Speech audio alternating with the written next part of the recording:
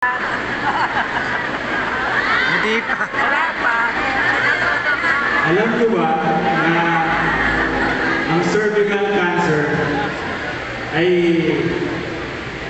ang top leading cause of cancer death worldwide sa mga kababaihan? Ngayon, alam niyo na. Kap, anong karapatan mong sabihin yan? Hindi ka naman doktor. Yung asawa ko po, doktor. Pag-isip ko kanina, sabi ko sa kanya, baby, wala akong masasabi tungkol sa cervical cancer. Ano ang pwede mong sabihin? Nagtatrabaho ko yun, ha? Sabi niya, yun, kakasabi ko lang. At una po, sabi rin niya na good news, kahit ito yung leading cause of cancer death ng kababaihan, good news daw po, mape-prevent ito o nape-prevent ito. No? Paano daw po yun? Binanggit po kanina ng ating midwife ng Central Signal Health Center, si Ma'am Maria Lynn Alvarez. Palakpakan naman natin si Ma'am Maria. Pwede po natin ma-detect o yung early detection. At pag na-detect naman po natin, meron ding early treatment. Yun po yung pinaka-importante at mahalaga. Alam niyo po, meron na po yan siguro na kilala ko personal, 3 kababaihan ang namatay dahil po sa cervical cancer. Hindi po nila alam na meron sila. Sabi po ng Kagawa ni Pe, lahat tayo may cancer cells. At una-unahan lang yun. Kung hindi natin papansin, mauuna talaga sila. So, sabi ko nga, good news dahil pwede natin ma-detect at pwede natin ma-cure. Una, sabi ng asawa kong doktor, kaya huwag na huwag kong ikukot, siya po yung kinukot ko, meron daw po itong mauna. No, yung mga age 45 pababa, pwede pa daw po magpapahuna nito. Yun po yung sabi niya. Wala naman po akong yan. Kaya po ang sinabi ni Tagawad Mani. Kung hindi naman daw po pasok sa edad na pwede mo pamahuna, yung binabanggit po kanina ni Ma'am Maria, yung screening. At yung pinaka-common din noon po sa atin lahat, yung pap smear. At good news na naman, dahil sa ating lungsod, hindi na po kayo lalayo, pwede nyo nang lakarin. Nakabanggit lang po ni Ma'am Maria kanina. Libre. Tama po, Ma'am? Libre. Para kung ma-detect natin kung meron lang po tayong dapat nating alagaan at gamutin. Ngayon po, bakit po napakalaga ng araw na ito, ng umagang ito? 95% po yata ng mga kasama natin ito sa barangay ay kababaihan. No? Ngayong umaga, sana po, bago po tayo umuwi, kapag uwi natin, lahat tayo tungkol sa atin, ang pinakatrabaho natin kung bakit tayo nandito, hindi para sa pansarili natin. Gaya nga mo ng pinagin ni Pastor Resi kanina, no? Magservisyo tayo ng walang pag-aalangan, no? Magservisyo tayo para sa mga kasama natin. Ilan po tayo nandito ngayon? 300? Pag-uwi po natin, ilan po yung masasalubong natin kababaihan? Ilan po yung mga kapatid natin, mga kapag-anak natin, mga makilala natin? Lahat po sila, sabihin natin yung mga natutunan natin ngayong umaga. Dahil napakalaga po, lalo-lalo na doon sa ating mga kababaihan. Yung ating pong dinidiscuss ngayong umaga, ang ating pong cervical awareness para po sa lahat ng ating mga mahal na mga kababaihan sa ating barangay. Tama po? Yes. Ngayon, alam niyo na. Tama? Tama. Ayan. No? Sino pa dito yung nagpa-upstream na? Ako dati. Ma'am, nakita niyo po ba na sila na nagtaas ng kawain? Ngayon po, pwede po ba akong humili sa inyong lahat? Yung mga kababaihan, no? Na please, para mo sa inyo at sa inyong pamilya, no? Libre ho. Ini-invite lang ho tayo natin barangay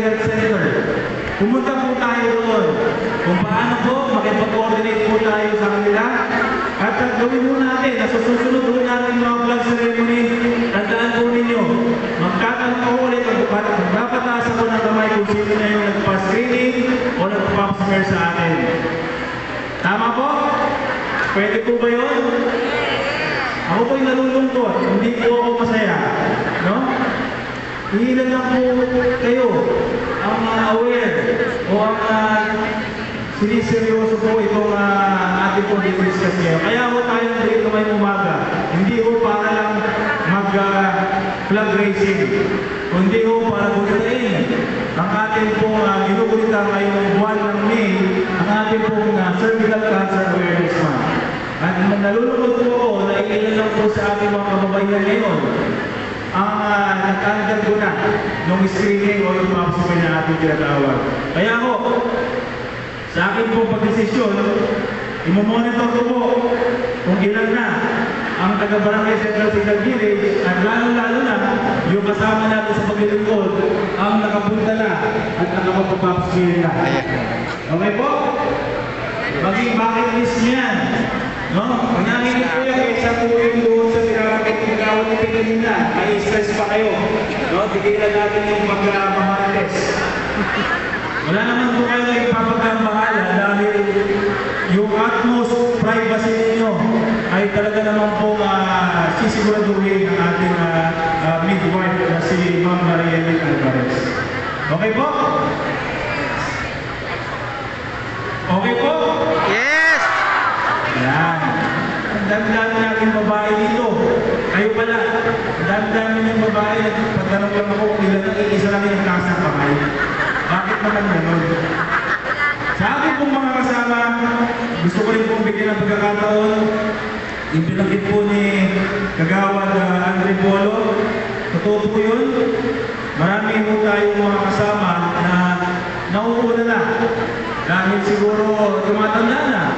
Yung iba naman dahil tinatamaan ng sakit. Pero sana sa mga susunod na mga panahon, pag tayo po ay lilisan na, wala ko sana mabalitaan na yung isang leader po dito ng barangay ay sa cervical cancer nagawian ng buhay. Eh nakita ko yung attendance yung araw na yun. Nahanapin yung attendance ito. Umattend naman kayo. So ulitin ko. Please, para po sa inyo, sa inyong pamilya, magpa-check po kayo. Okay po? Yes! Bilang nagkakataon na rin, gusto ko pong pasalamatan ang lahat ng ating mga kasama na nakiramay doon po sa aking mahal na lolo. No? Isa po pagpapasalamat mula po sa pamilya Duenas ang amin pong ipinapakabot sa lahat ng mga kasama natin na nagbigay ng kanila po pakikiramay para po sa ating lolo. Hindi pa po tapos dahil araw-araw pa rin kami nagdadasal hanggang doon sa 40 days. Ganun po yata talaga. Diba? So, sabi ko nga, simula ho noong April 28, ako na po yata yung pinakamadasaling tao. Totoo po yun. No? Dahil iba ho yung pagkakataon na darating tayo sa buhay na kailangan natin pagtulungan na mapagdasal na yung ating sarili ay maihatid doon sa pinaka dapat natin puntahan. Yun po yung ating kapiling ng ating Jesus. No? So, mga kasama, maraming salamat po. In behalf of our family, kami po ay nagpapasalamat sa lahat na nagmahal, nagramay at nagdasal para po sa ating nag-iisang kapitan ng Signal Village. Sa ating mga kasama, wala po kanina si Kagawad Roskin dahil meron po siyang importanteng gagawin. Siya po ang lagi kong tinatas na batiin ang bawat isa. Kaya kung napansin po ninyo, siya po yung nagbabanggit. Sa ating po mga kasama sa Lupon, lalo na po yung mga kababayan natin dyan, Cervical Cancer Awareness Month, pakitandaan. Sa ating po mga Barangay City and Public Order Office, saludo po kami sa inyo lahat. Lalo na natin isipin, no? Sa ating pagsiservisyo, hindi lahat ay nakukuha natin base sa gusto natin mangyari. Ang importante, at the end of the day, o at the end of our trabaho, alam natin na ginawa natin yung tama. Yun naman at yun lagi ang aking sasabihin sa ating lahat. No? Kaya maraming salamat po sa ating Barangay Safety and Public Order Office, Department. Lahat na po kayo, hindi na po isa-isahin. Sa inyo pong honest na pagsiservisyo sa ating barangay. Zone 1 to Zone 9 leaders, God bless you all po. Sa mga kababayan natin, iilan lang po ang lalaki, bilang sa kamay, bilang sa daliri, ang mga babae hindi mo mabilang. No? Cervical cancer, huwag mo natin itong ipag sa walang tibo. Opo? Maraming salamat po. Sa ating mga BHW, Zumba instructors, senior citizens, solo parent, PWD officers, sa ating pong mga barangay consultants, leader coordinators, sa ating PTA teachers, Barangay Environment and Management Office, FMO, Action Team, Clearance Office, Barangay Staff, meron po tayong bagong opisina ngayon, yung Sports Development Office, kung hindi po tatanungin. Marami pong gagawin yan sa mga susunod na mga araw. Pero sila po yung in-charge sa lahat ng ating sports facilities at yung mga gagawin natin mga paliga sa mga susunod na araw.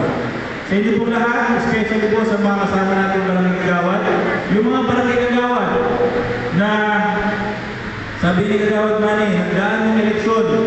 Pero, alam niyo ho, kung meron ho ako ipagmamalaki sa barangay ho natin, yung mga barangay kagawad po na nandito at yung wala po dito, si Kagawad Rosie, si Kagawad Dado. Ito po yung mga kagawad na dapat ipagmalaki ninyo. Ito lang po siguro yung mga kagawad sa buong Taguig na may pagmamalaki natin lahat na hindi kurang. Totoo po yun. Palakpakan niyo naman po sila. Kung meron po tayong pinagmamalaki sa barangay natin, yun po yung good governance. Wala po dito sa inyong mga serbisyo publiko, mga kagawad o inyong kapitan